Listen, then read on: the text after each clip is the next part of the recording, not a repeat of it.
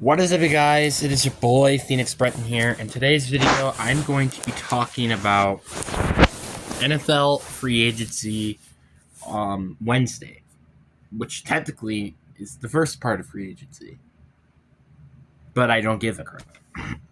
Yeah, I'm not kidding. Technically, today was the first day that free agency officially started, but uh, does it look like I really care?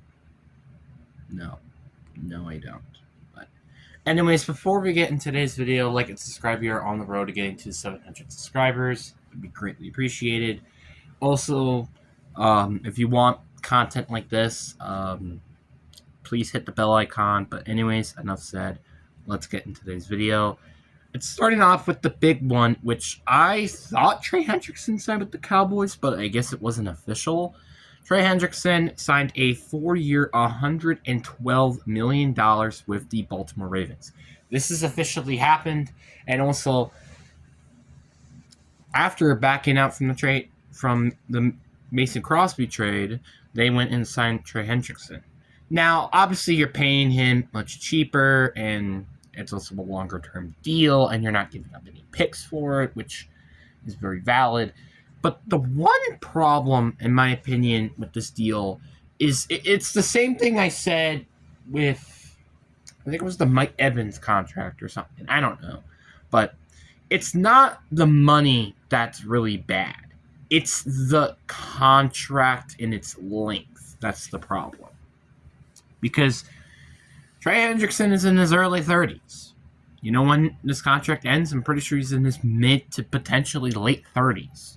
So that's not great, but it's not necessarily terrible. So I will give it a B for that reason alone. But still a very, very good deal that I think every team would probably give again. Probably. Then Daniel Jones staying back with the Colts with a 2-year, $88 million extension that can be up to $100 million. So this is the complete opposite of what Trey Hendrickson contract was kind of. It's like the years aren't the issue here. It is the contract in terms of how much money you're giving this guy. You're giving this guy $44 million, potentially $50 million per year. Let's compare this to some of the highest paid quarterbacks, right? Let's highest paid QBs. Let's just go and look. I'm just genuinely curious. So if we go look at quarterbacks and their salary, and we look around that 50 million range loophole,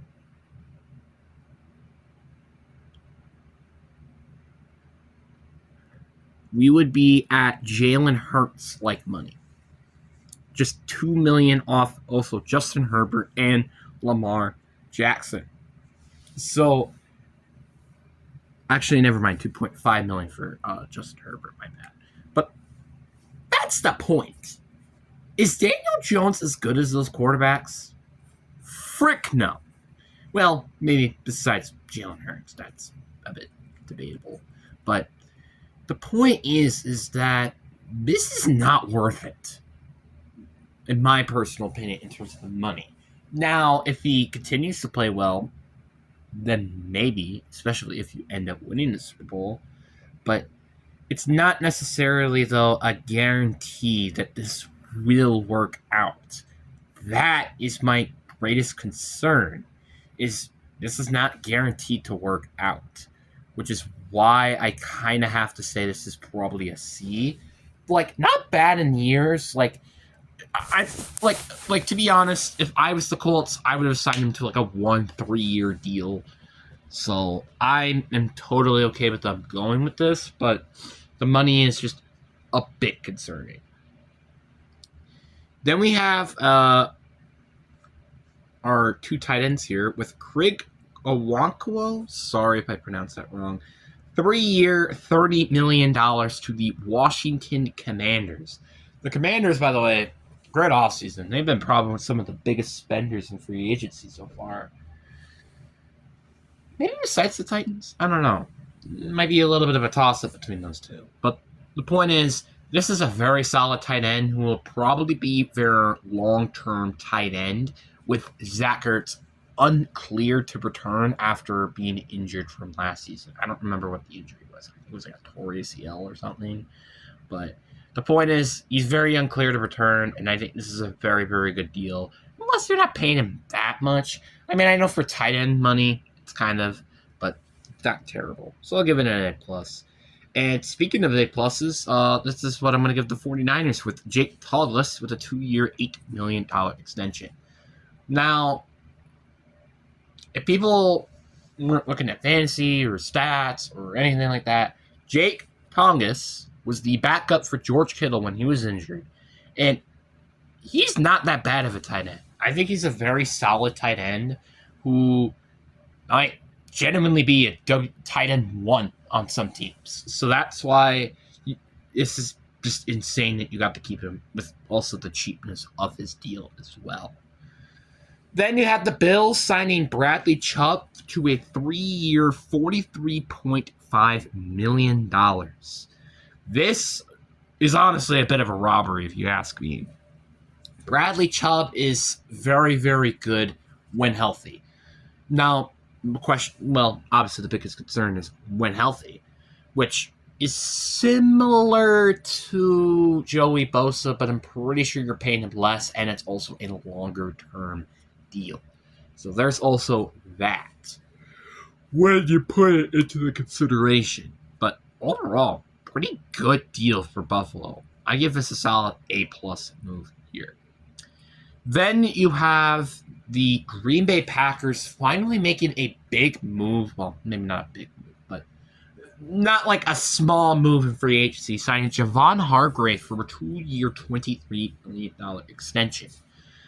And I think this is a really good move. I was really in a debate whether or not interior defensive line or corner was their biggest need heading into the 2025 draft. Benjamin St. Justice signing kind of pushed it away, but not much. Like there was still a bit of a debate.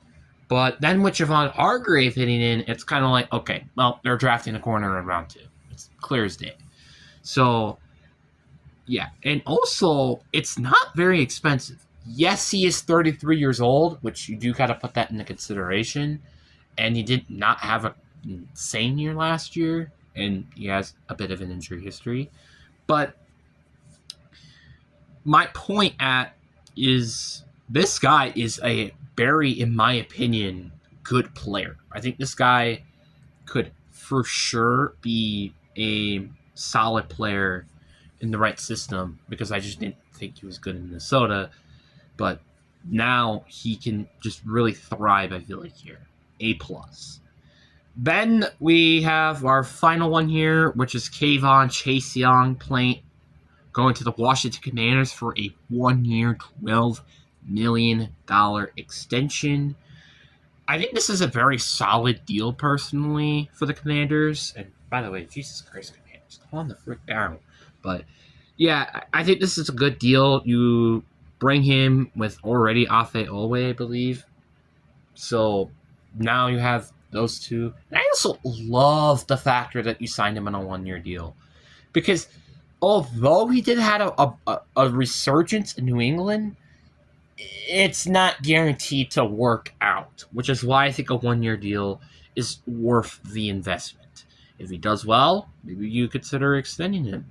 If not, well, at least you got him good there. So there's that. But anyways, guys, I really do hope you guys enjoyed this video. And by the way, I gotta mention this real quickly. How the heck is Rashawn Walker not signed yet? Like I'm gonna be honest with you. Like, is he taking an Aaron Rodgers approach or something? Like, seriously, how has this guy not been signed yet? Just sign to a team, please.